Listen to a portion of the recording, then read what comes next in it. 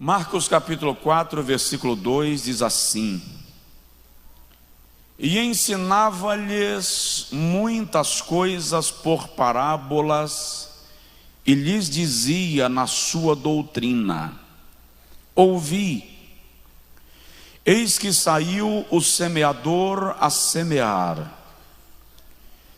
E aconteceu que, semeando ele, uma parte da semente caiu à beira do caminho, e vieram as aves do céu e a comeram. E outra caiu sobre pedregais, onde não havia muita terra, e nasceu logo, porque não tinha terra profunda. Mas, saindo o sol, queimou-se, e porque não tinha raiz, secou-se. E outra caiu entre espinhos, e crescendo os espinhos a sufocaram, e não deu fruto. E outra caiu em boa terra, e deu fruto, que vingou e cresceu. E um produziu 30, outro 60 e outro 100. E disse-lhes: Quem tem ouvidos para ouvir, ouça. Diga amém. Coloque assim a mão no peito e diz comigo: Senhor, fala comigo. Amém. Pode sentar, por favor. Dá um toque de leve no vizinho, fala com ele assim: descansa em Deus. Irmãos, eu havia dito que iria pregar hoje sobre cristianismo inteligente. Não vou mudar a abordagem e a reflexão, mas vou mudar a temática, porque eu fui dar uma olhada e eu tenho uma mensagem lá no canal do YouTube com esse tema. Então, para não haver uma duplicidade, alguém pensar se tratar da mesma pregação, eu vou então falar sobre produzindo frutos para Deus. Está dentro da mesma perspectiva do que eu sinalizei que ministraria, mas eu quero falar sobre produzir frutos para Deus. E uma das coisas que eu estava observando enquanto estudava é que quando a gente fala de frutos e produzir frutos para Deus, precisamos ter um cuidado de não criar aquilo que os sociólogos cristãos vão chamar de pragmatismo religioso. O que é o pragmatismo religioso? É a necessidade de viver em função dos resultados imediatos. A vida cristã é progressiva, é uma crescente. O sábio Salomão declarou que a vereda do justo é como a luz da aurora, que vai brilhando mais e mais, até ser dia perfeito. Eu sempre disse que ninguém anoitece cão e amanhece anjo. O processo de transformação pelo qual nós estamos passando, repito, é progressivo, é gradual.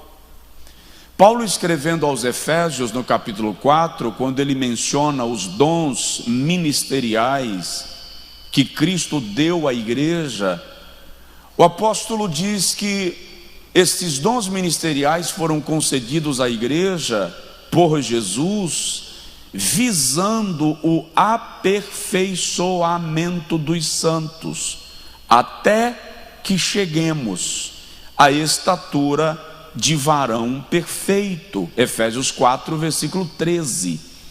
Então, até que cheguemos, estamos caminhando num processo de aperfeiçoamento, de melhoria, para que cheguemos ao estágio de agradar a Deus em nossa vida com toda a sua plenitude, em todas as instâncias e esferas. Agora, falando um pouco de vida cristã produtiva, ou de produzir frutos para Deus, esta parábola traduz muito do que o Senhor espera de nós. Ela é tão importante na lista de parábolas que Jesus narrou, que no versículo 13, Jesus acredita a esta parábola a responsabilidade de explicar todas as demais que ele narrou. Ele diz assim: se vocês não podem entender esta parábola, no versículo 13, como, pois, entenderão as demais? Então veja que Jesus está falando da importância da experiência na vida cristã e da frutificação no reino de Deus. É importante observar, dentro desta reflexão que nós vamos fazer, que o Evangelho de Marcos é o menor dentre os 4 evangelhos. Ele só tem 16 capítulos. Apesar disto, alguns estudiosos concordam que dentre os 4 evangelhos, o de Marcos foi o primeiro a ser escrito, e há até quem defenda que ele serviu de fonte de pesquisa tanto para Mateus quanto para Lucas escrever os evangelhos com os seus respectivos nomes. Marcos escreve o evangelho do servo, enquanto Mateus escreve o evangelho do rei. Lucas escreve o evangelho do filho do homem, e João escreve o evangelho do verbo vivo, do filho de Deus. Marcos escreveu o evangelho na perspectiva de apresentar Jesus como servo. É por isso que Marcos não se preocupa em escrever sobre o milagre da concepção sobrenatural de Maria, por obra e graça do Espírito Santo, porque ele não está escrevendo revelando o Jesus divino, mas revelando o Jesus servo. Marcos não tem a preocupação de escrever a genealogia de Jesus, como Mateus teve, porque Mateus está escrevendo sobre Jesus rei, e um rei precisa de genealogia. Marcos está escrevendo sobre o servo, e o servo não precisava apresentar a sua genealogia. Marcos em nenhum momento aborda ou defende a divindade, a espiritualidade e a eternidade de Jesus, como João, porque João está escrevendo sobre o verbo vivo. No princípio era o verbo, e o verbo estava com Deus, e o verbo era Deus. Então João tem que defender o eu sou de Cristo, porque a abordagem de João aponta para a divindade de Jesus. Marcos está escrevendo sobre o homem comum, o homem servo. Então ele começa no batismo de Jesus e encerra na ascensão. E quando ele começa a falar a partir do batismo de Jesus, ele está revelando um servo com propósito, um servo com uma missão. No texto que nós estamos lendo, é interessante que Marcos destaca uma das características do ministério de Jesus: as parábolas. Não é por acaso que o evangelho de Marcos é chamado de o evangelho dos segredos messiânicos, porque no evangelho de Marcos, Jesus prega por parábola. Isso está no versículo 5, no versículo 2, Marcos começa a sua narrativa dizendo: e ensinava-lhes muitas coisas por parábolas, e por meio delas lhes ensinava a sua doutrina. Por que no evangelho de Marcos o que se apresenta são as parábolas? Versículo 12, Jesus esclarece: para que vendo, vejam e não percebam, e ouvindo, ouçam e não entendam, para que não se convertam e lhes sejam perdoados os seus pecados. Que estranho! Jesus está pregando, mas Ele quer que aqueles que estão vendo vejam, percebam os sinais, são latentes, mas não compreendam. Ouvindo, ouçam, mas não entendam. Por que isso? Porque o Evangelho de Marcos não é escrito para que alguém creia, é escrito para os que creem. Você não entendeu? O Evangelho de Marcos não é uma tentativa de convencer alguém da doutrina de Jesus.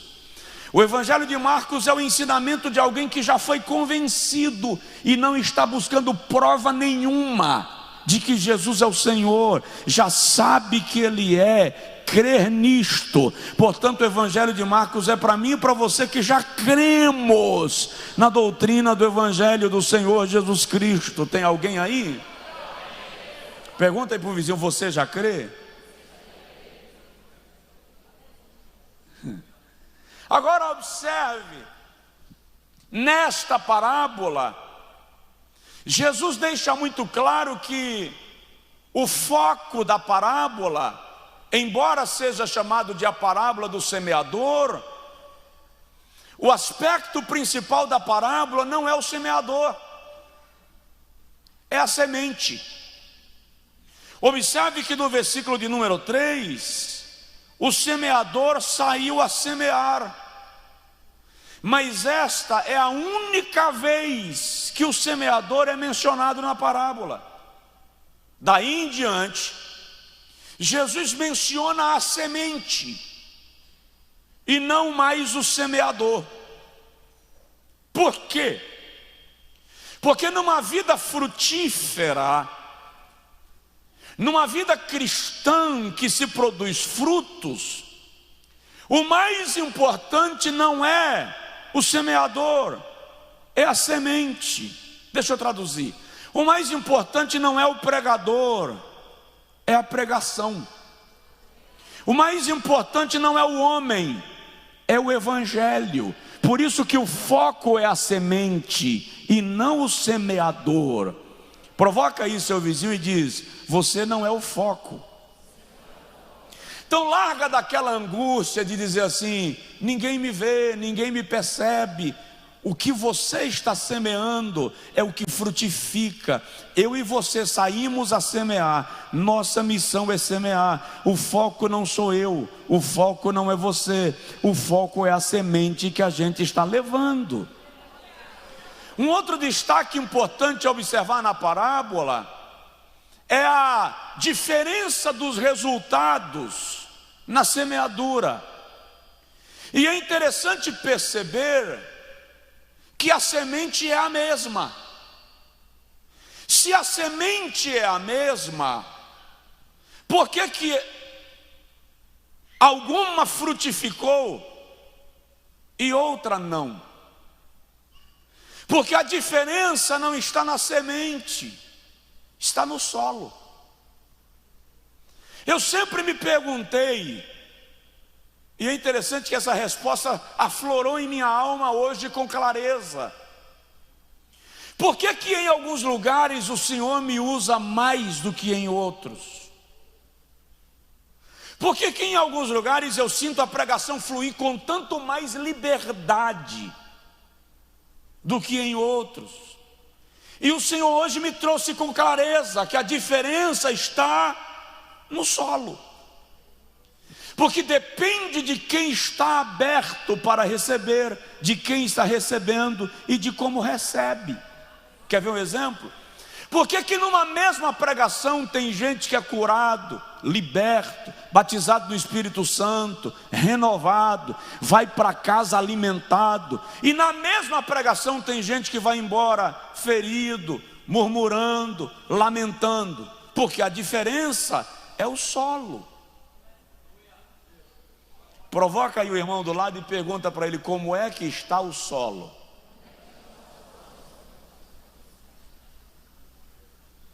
Se nós não entendermos essa perspectiva de Deus, não compreenderemos, porque às vezes os resultados são diferentes daquilo que nós já experimentamos em outras ocasiões.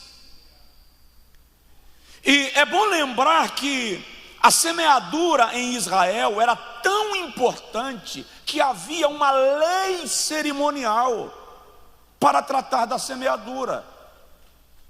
E a lei cerimonial regrava alguns parâmetros para se lançar a semente. Por exemplo, uma semente em Israel, antes de ser lançada no solo, era lavada. Para que lavar, se ela vai para a terra? Se ela vai sujar de qualquer modo? Era a compreensão de que aquilo que vai frutificar não pode estar misturado com nenhuma outra substância, sujeira ou imundícia. Se nós trouxermos esta aplicação para nós, é uma forma de compreender que o evangelho não pode vir misturado com heresias, com arranjos, com subterfúgios, com subsídios e argumentos humanos. O evangelho tem que ser puro, porque o evangelho não precisa de ajuda minha para ser evangelho. Independente do pregador, independente do evangelista e independente do evangélico, o evangelho é evangelho e é poder de Deus para a salvação de todo aquele que nele crê.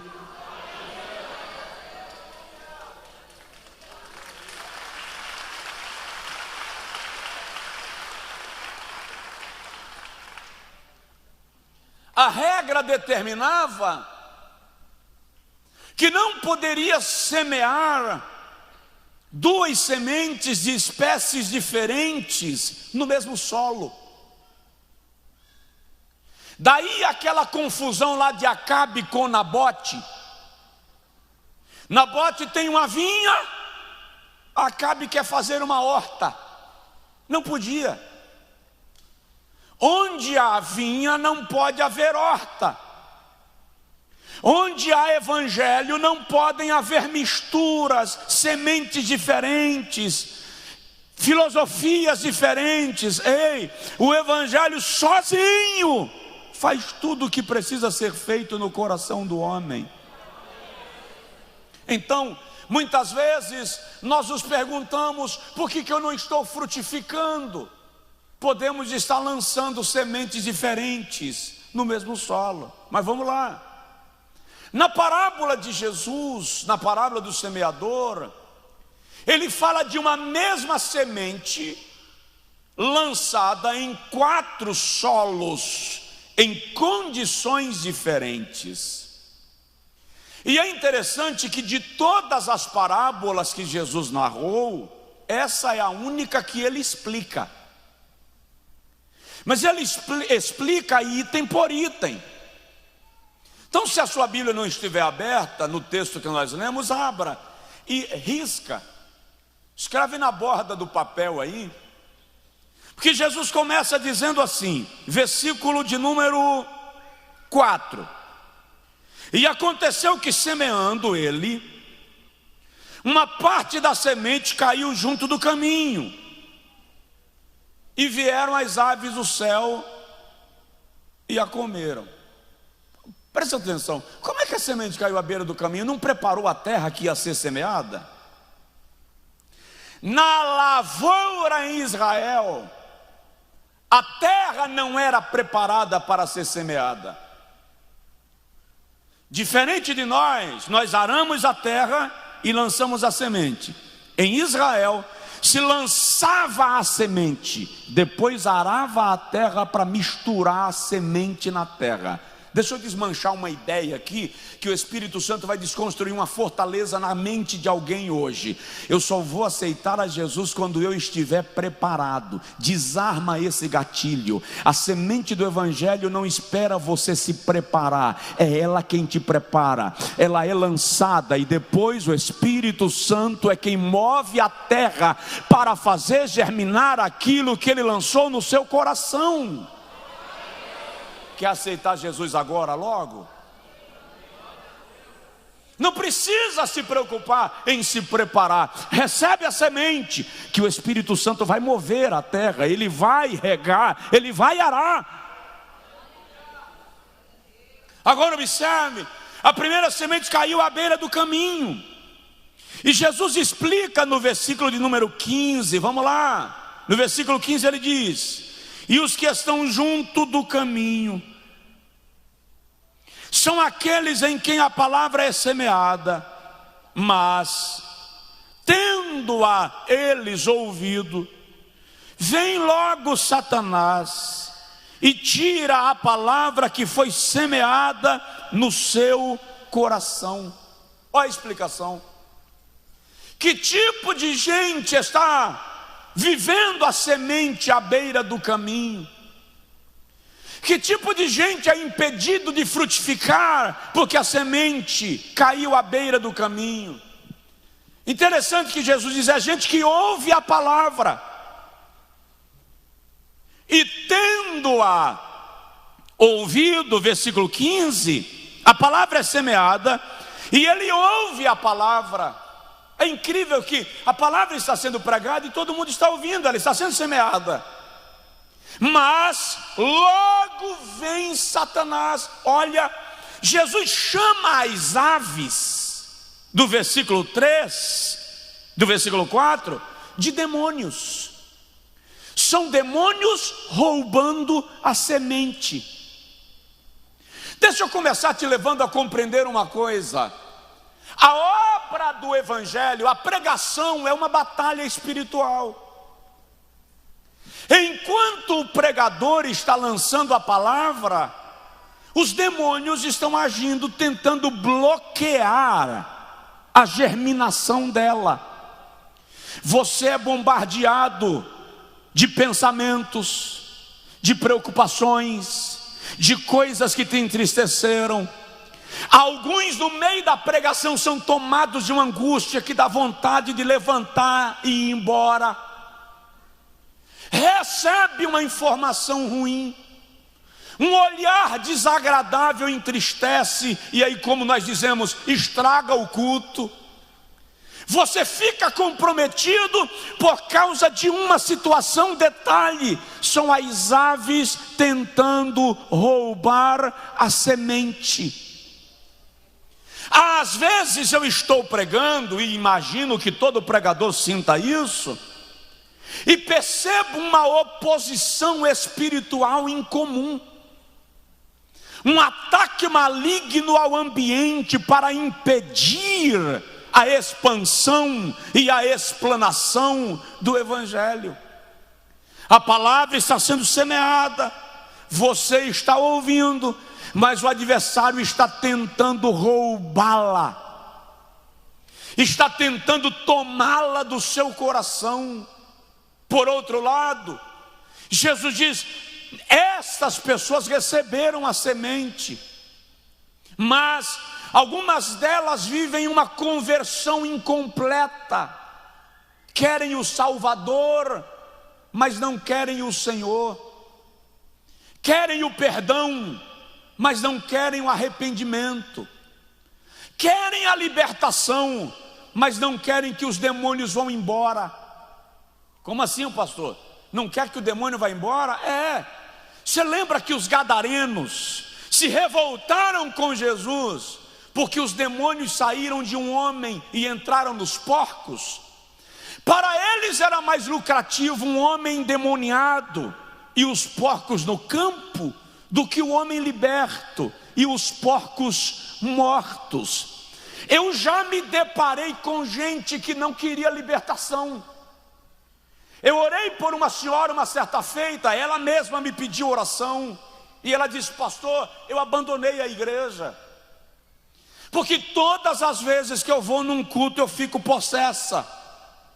Os pastores oram por mim, eu sou liberta, mas quando eu chego em casa o demônio entra de novo. Parei de ir para a igreja, e eu quero que o senhor ore por mim na minha casa, porque na igreja eu não vou. E eu orei por ela e ela ficou possessa. Aí eu disse para ela, quando ela ficou liberta, aspas, liberta, eu disse para ela: a senhora já percebeu que a questão não é os demônios não estão lhe pegando porque a senhora está na igreja? Os demônios estão lhe pegando porque tem alguma coisa na sua vida que dá a eles o total direito de ação sobre a sua alma. O que está acontecendo? A senhora já abriu mão de pactos, alianças, escravidão com os demônios? Aí ela começou a me contar, jogou os ídolos fora, queimou os patuás que ela tinha, destruiu tudo. Eu falei, minha irmã, tem algo errado. Se o Espírito Santo está habitando na senhora, a senhora não fica possessa, porque eu não posso crer em crente endemoniado. Se o Espírito Santo está, o demônio não entra. Aí ela fez assim, ó, pastor, eu lembrei só de uma coisa assim, mas ó, eu não posso abrir mão, desde já eu lhe aviso. Fala. Aí ela me disse de um cordão que ela usava, que descia por trás do pescoço, atravessava entre os seios, fazia o cruzamento entre os seios, fazia outro cruzamento nas costas, curvava na entrecoxa e fazia um nó atrás.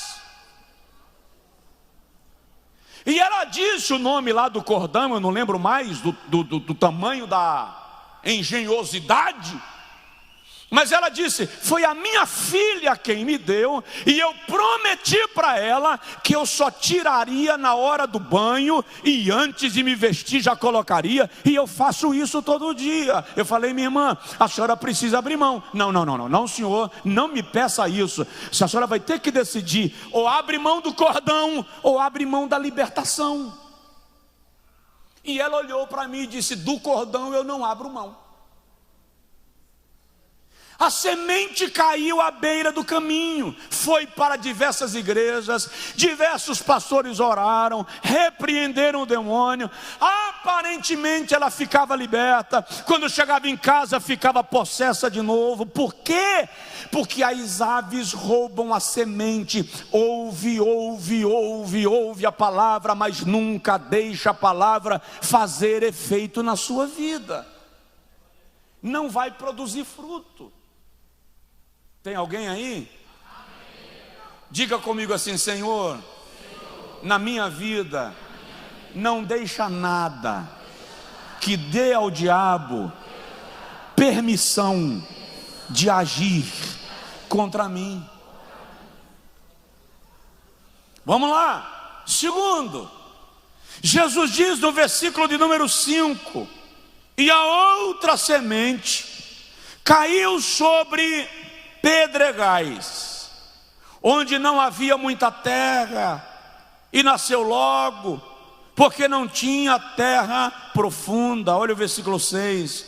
Mas saindo o sol, queimou-se, e porque não tinha raiz, secou-se.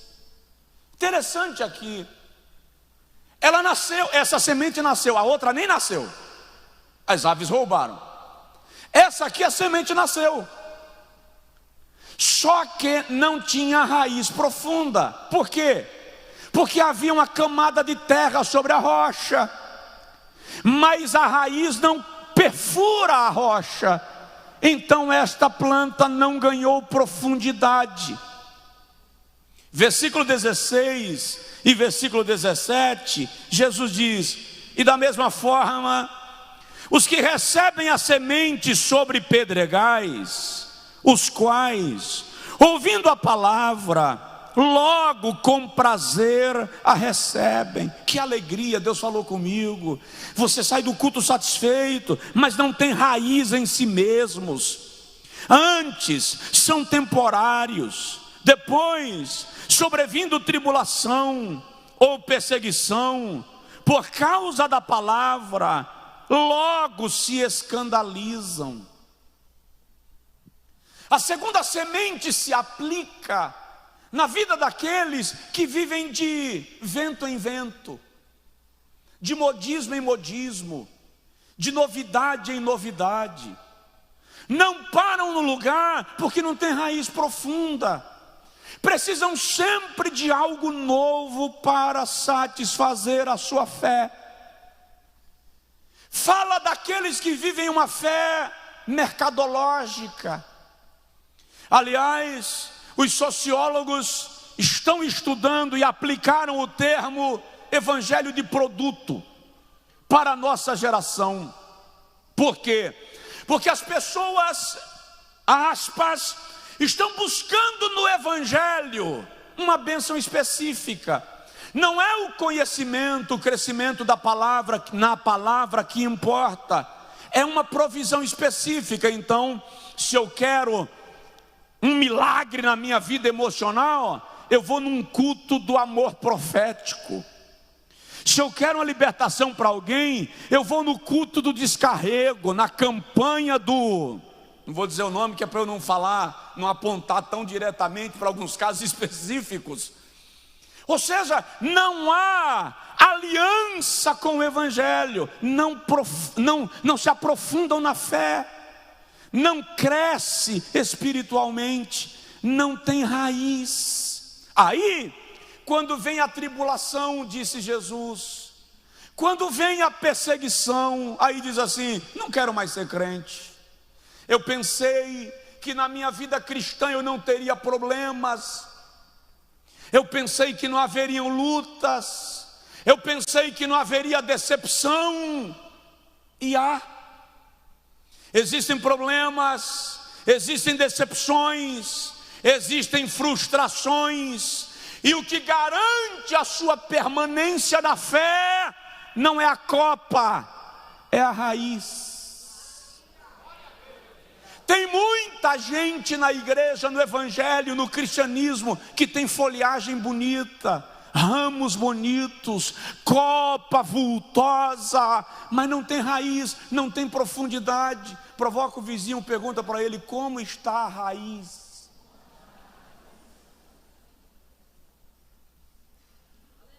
Um dos segredos do carvalho é que na proporção que o carvalho cresce para cima, ele cresce para baixo.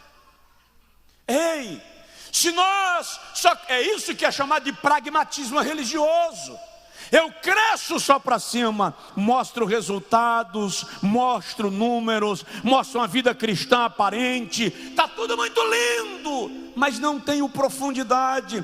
Quando vem o vendaval, quando vem a tribulação, quando vem a tempestade, eu digo: ah, Senhor, eu não estava preparado para tanta luta, eu vou tirar férias da minha fé. Ô Santo de Deus, em nome de Jesus Cristo, cava ao redor da planta. Lembra da parábola da figueira infrutífera? Quando o dono da figueira, da vinha, chega lá e diz: corta essa figueira, porque ela está ocupando lugar na minha vinha.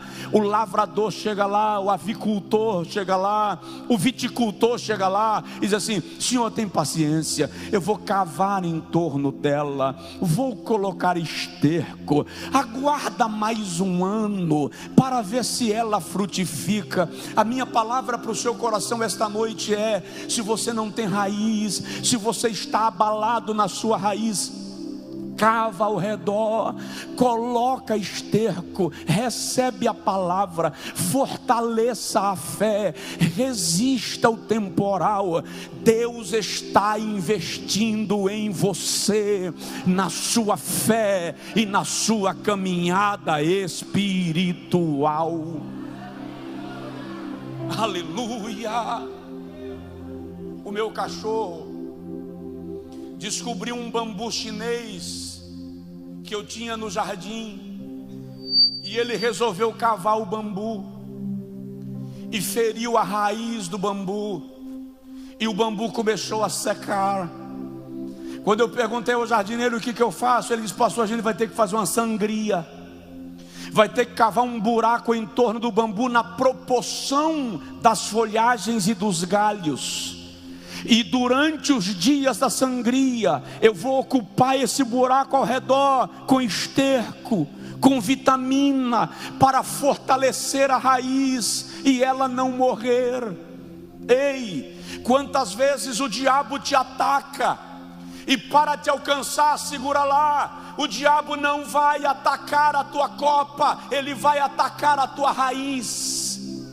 Tem gente pensando que o diabo tem interesse no fruto. Satanás não tem interesse em atacar o teu fruto, ele quer atacar a sua raiz, para você não produzir no ano vindouro.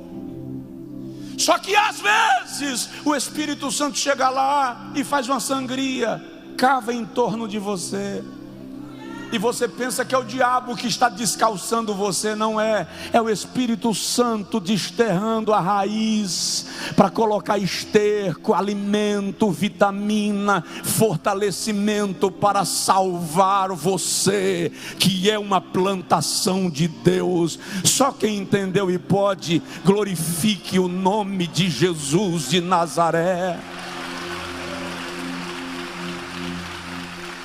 Aleluia. Já vou terminar. A primeira semente caiu entre espinhos, caiu à beira do caminho e as aves levaram. A segunda semente caiu em terreno pedregoso e morreu porque não tinha raiz.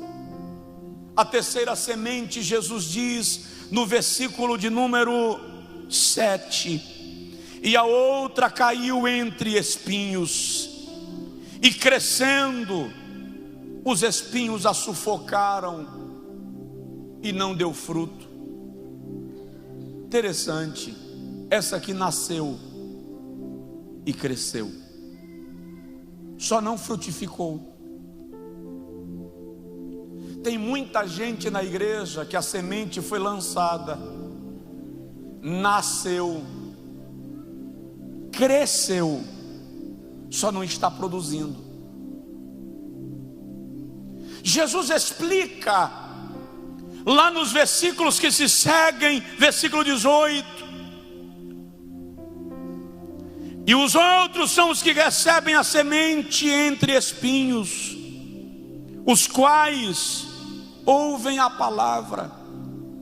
Jesus dá 3 listas de espinhos: os cuidados do mundo, os enganos das riquezas e as ambições de outras coisas, entrando, sufocam a palavra e fica infrutífera. Estou na igreja, cresci, minha vida cristã apareceu, mas não produzo fruto, porque os cuidados deste mundo. Interessante, Jesus aqui não está falando de pecados que nos afastam de Deus, está falando de preocupações que nos distanciam de Deus. Eu fico tão ansioso com as minhas preocupações e ocupações, que eu não tenho tempo para que o Senhor me regue, para que o Senhor me adube e me fortaleça. As minhas ocupações são tantas que Deus não é a minha exclusividade e a sua obra não é a minha prioridade. Jesus não está falando de nada maligno aqui. Ele está falando de inquietações do dia a dia.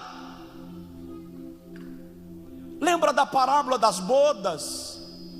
Quando o Senhor convidou alguns amigos para as bodas do seu filho, e no dia das bodas ele mandou a carruagem buscar os convidados, e quando a carruagem chegou lá, alguém disse: não posso ir, porque comprei um gado e preciso ir olhar o gado. Quando foi para o outro disse: não posso ir, porque uma ovelha minha caiu num buraco e eu preciso curá-la, resgatá-la. O outro: não posso ir, porque também estou casando meu filho e estou ocupado. Ou seja, nós criamos ocupações para substituir o nosso envolvimento com o reino de Deus, de modo que nunca temos tempo,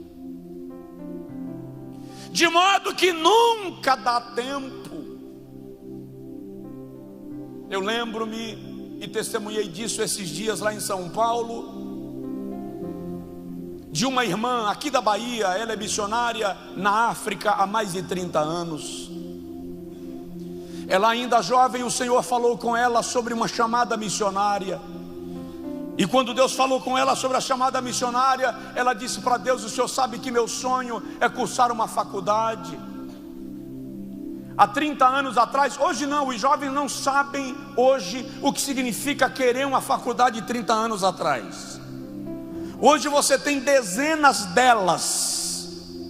30 anos atrás era um desafio quase miraculoso. E ela disse a Deus: eu preciso de uma faculdade. Passou no vestibular, Universidade Federal para Economia. Cursou Economia.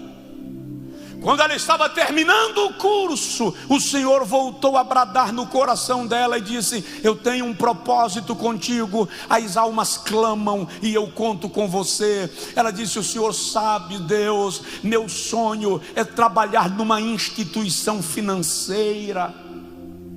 Na época, ela foi chamada para trabalhar no Banco Econômico. Se tornou uma funcionária de alto escalão do Banco Econômico. O Senhor voltou a falar com ela: as almas clamam, eu conto contigo. E ela disse a Deus: eu sou solteira, como é que eu vou para o campo sem marido? O Senhor deu a ela um esposo, e no primeiro ano do casamento ela ficou grávida. Aí o Senhor volta a falar. E quando Deus voltou a falar, ela de novo argumenta e diz: Senhor, como é que eu vou para o campo missionário grávida? É impossível. Deu à luz a criança, e a menina crescia, até o dia que o Senhor voltou a bradar com ela e chamá-la. E ela disse: Senhor, eu não posso ir para um país estranho levando uma menina, uma criança. Deixa minha filha crescer. Um dia, num exame de rotina, um tumor é diagnosticado nas proximidades do fêmur. Depois de alguns exames, um câncer em estágio avançado. A medicina não pode fazer mais nada por você. Vai para casa, curte teu marido, curte tua filha, porque você vai morrer. E ela começou a definhar aceleradamente. E as irmãs do círculo de oração fizeram uma campanha de oração para interceder por ela, para clamar por ela. No dia final da campanha de oração, as irmãs se reuniram para, depois do círculo de oração, irem na casa dela orar por ela. E foram. No meio da oração, Jesus levanta uma adolescente em profecia e diz assim: eu falei contigo sobre o meu plano para a tua vida. Você me estabeleceu condições, e tudo que você me pediu eu te dei, e você brincou comigo. Aquela irmã entendeu a gravidade do erro e virou chorando, prostrou-se, pedindo perdão e dizendo a Deus: me dá mais uma chance, me dá mais uma oportunidade, me cura que eu vou. O Senhor usou a menina e disse: você vai, eu vou te curar, e você vai, mas você vai com uma marca. Ela foi curada do câncer. Ficou com uma perna menor do que a outra. Há 30 anos está no continente africano fazendo a obra de Deus com uma marca. Porque quem passa em Jaboque sai marcado. Quem se encontra com Deus não sai igual. Presta atenção, cuidado para que as muitas ocupações e preocupações não te tirem da presença de Deus, daquilo que Ele estabeleceu para você.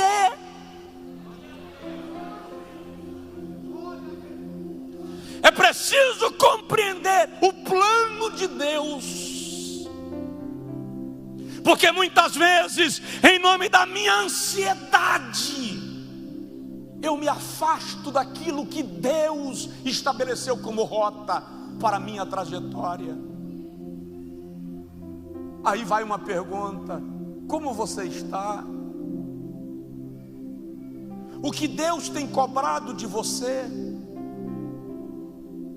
O que Deus tem te chamado a fazer? Qual a proposta de Deus para a sua vida?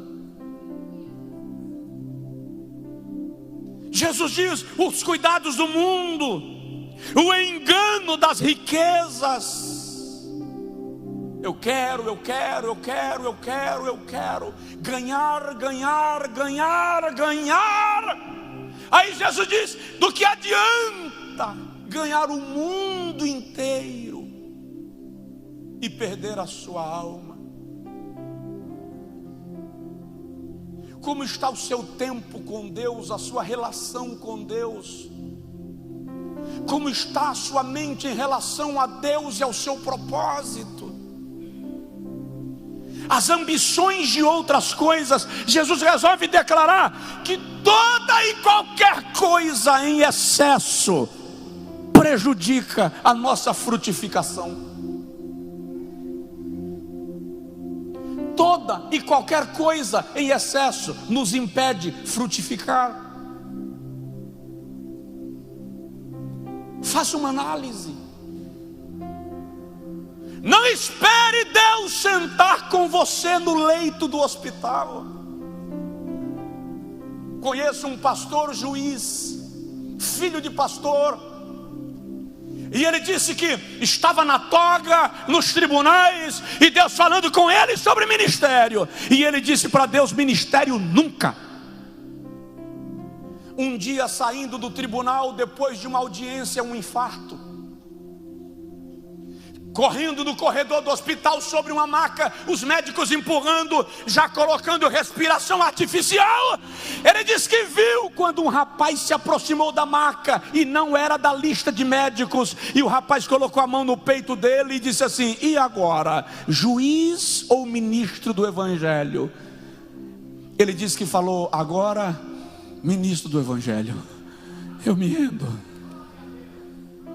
Não espera Deus ir conversar com você na beira da estrada.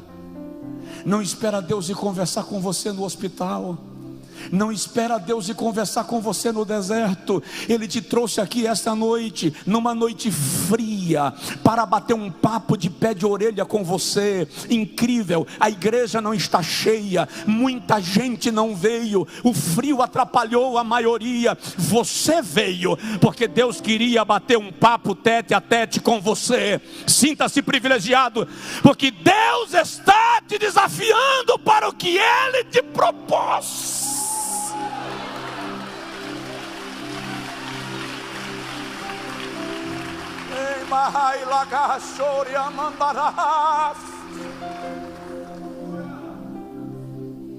Vai ficar brincando com o propósito de Deus?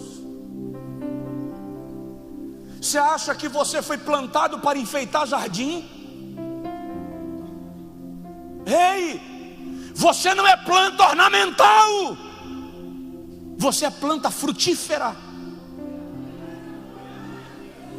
Você não é adorno da sala. Você tem utilidade, você tem propósito. Deus tem algo na sua vida e Ele quer cumprir aquilo que planejou na sua vida. Ah, pastor, mas está difícil e eu não aguento. Segura lá. O Deus que te deu a oportunidade te dá a capacidade de gerir.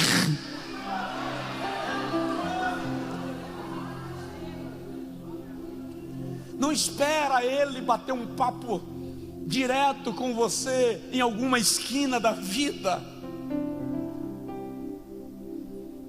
Ele trouxe você. Algumas pessoas estão aqui hoje sendo literalmente confrontadas pelo Espírito Santo. Você precisa entender que a resposta que você dá não é ao pastor, não é à igreja, não é à sua mulher, é a Deus. Outro dia um ministro, se você não sabe, O número de pastores que desistem do ministério, eu não lembro agora o número exato, mas é um número de milhares. E eu me deparei com um esses dias que ele disse: minha mulher não quer mais. Ela está tão decepcionada, tão frustrada, que ela não quer nem ir para a igreja.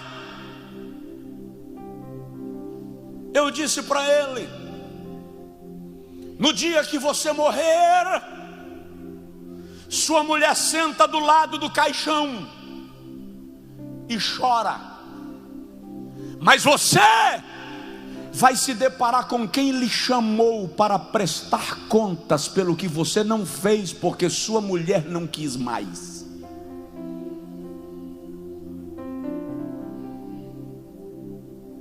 O que eu estou dizendo atropela a mulher? Não. O que eu estou dizendo é: tenha consciência de responsabilidade com Deus, porque você vai ter que sentar diante dele e apresentar os talentos que ele lhe entregou. E na parábola dos talentos, o cara que enterrou os talentos não conseguiu argumentar. Não dá para argumentar com quem lhe chamou para produzir. Não há desculpa para Deus. Não é todo dia que eu subo no púlpito com vontade de pregar. Às vezes eu não estou com vontade nem de ouvir. Mas existe uma consciência plena de que o Deus que te chamou conta com você.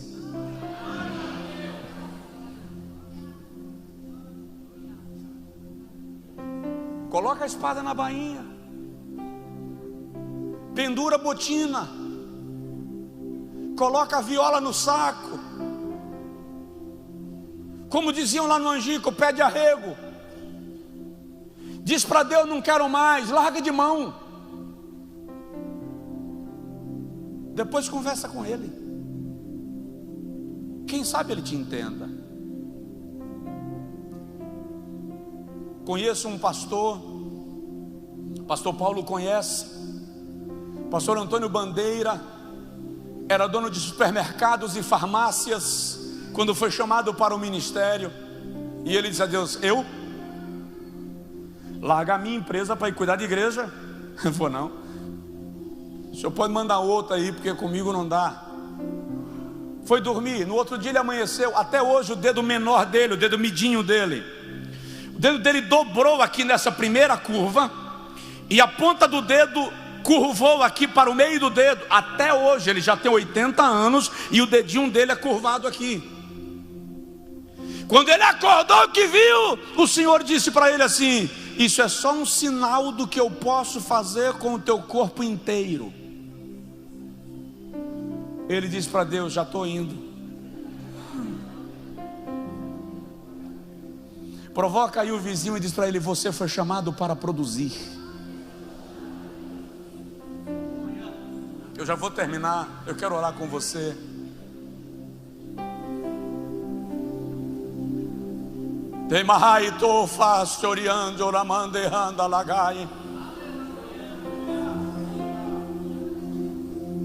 A quarta semente de Jesus caiu em boa terra e deu fruto, que vingou e cresceu, e produziu a 30, a 60 e a 100. Por que um produziu a 30, outro a 60 e outro a 100? Interessante, a Bíblia não estabelece julgamento aqui na quantidade da produção. Ambas, que caiu em boa terra, produziu, cresceu e produziu a 30, a 60 e a 100.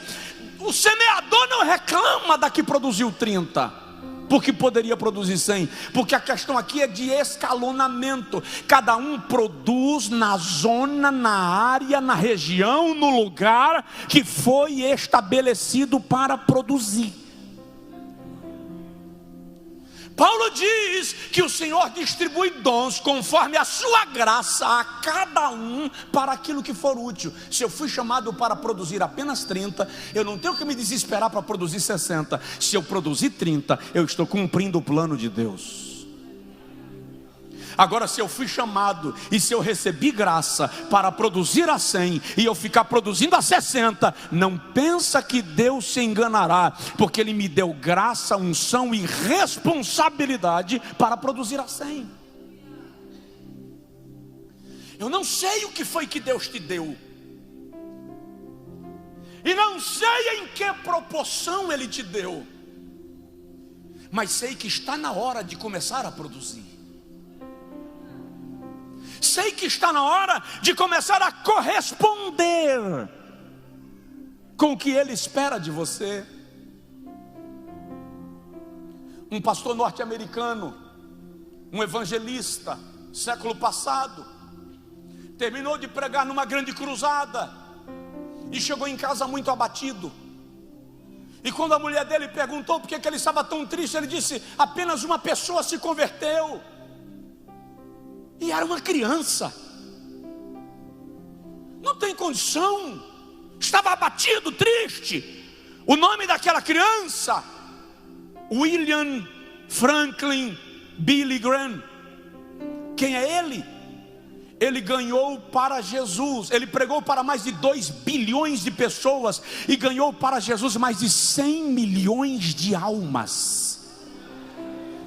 No dia que perguntaram a Billy Graham como ele se sentia por ter pregado para 2 bilhões de pessoas, ele disse: exatamente como aquele evangelista que numa tarde de domingo ganhou apenas a minha alma para Jesus. Ele foi chamado para produzir na proporção que produziu.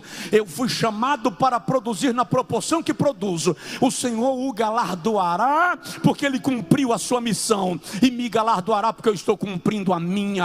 Eu não sei qual foi a missão que Deus lhe deu, mas vim nesta noite lhe dizer: cumpra.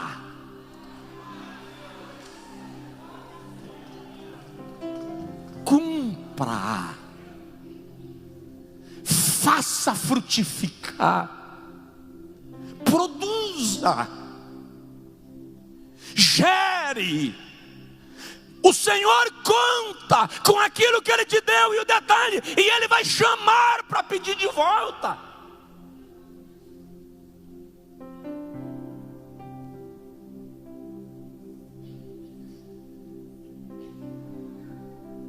Eu estava dizendo para Deus outro dia, numa noite de lágrimas,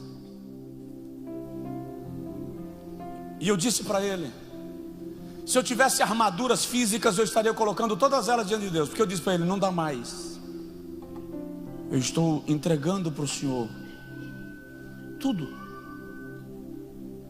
O Senhor não precisa de mim. Tua palavra diz, aí eu vou argumentar com a Bíblia, tua palavra diz que o Senhor pode levantar filhos a Abraão das pedras. E quando eu fui argumentando com Deus, dizendo eu não posso mais, o Senhor me perguntou assim: quem disse isso? Eu disse a Deus: eu estou dizendo. E tenho certeza que essa opinião não é isolada. O Senhor me disse: quem lhe chamou? Eu te chamei ou você se ofereceu? Eu disse a Deus: sim, o Senhor me chamou, mas eu estou, justamente por isso, eu estou aqui argumentando. Aí o Senhor me disse: então, Josué, termina quando eu disser que terminou.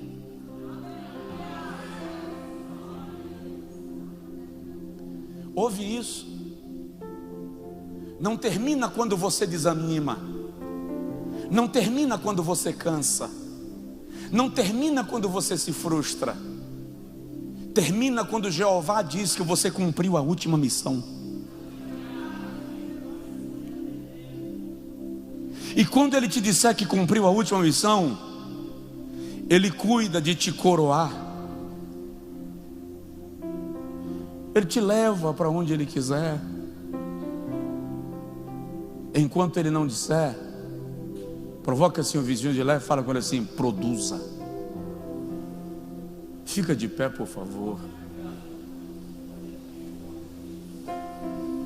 E eu não sei em que área você vai produzir, mas uma coisa eu tenho certeza: Todo mundo foi chamado para frutificar no reino de Deus. Todo mundo foi chamado para frutificar na casa de Deus.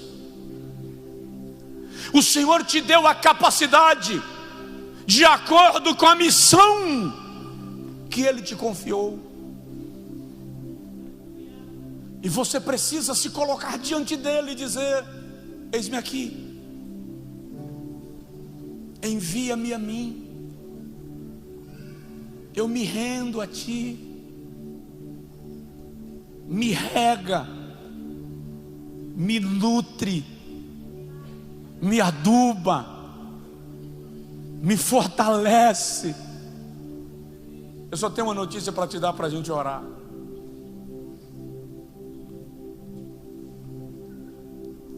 Adubo, na maioria dos casos, desculpa o termo que eu vou usar aqui, tá? Eu vou ser escrachado, que é para você entender. É feito de merda. Sabe o que isso significa? As tribulações que você passa, as lutas, as provocações, as acusações, o mau cheiro das angústias que você passa, que você pensa que é para te matar, é adubo.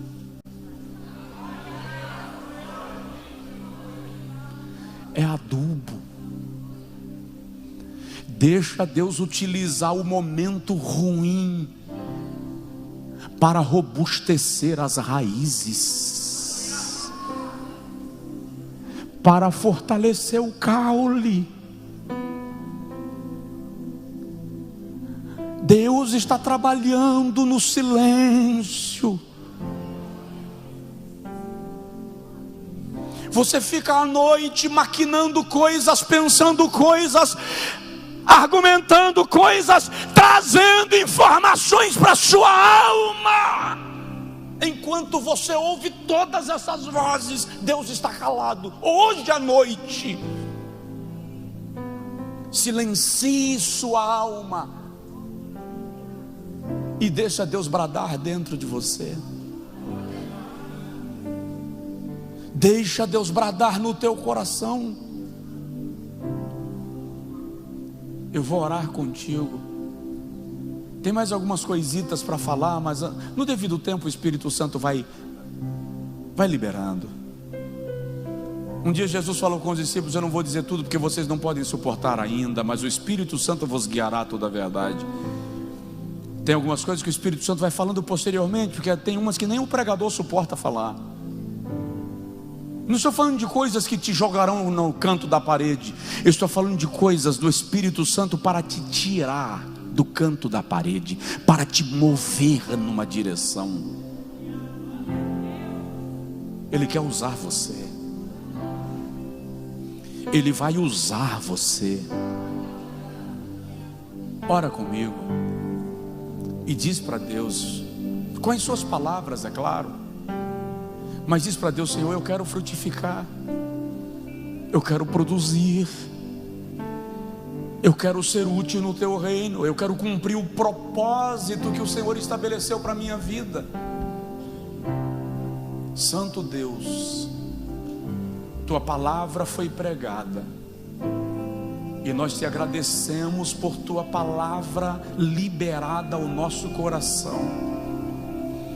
Esta é uma noite especial, Senhor. Especial porque o Senhor está conversando com a gente em amor. Especial porque o Senhor está gerando em nós uma compreensão de propósito, e que este propósito será cumprido.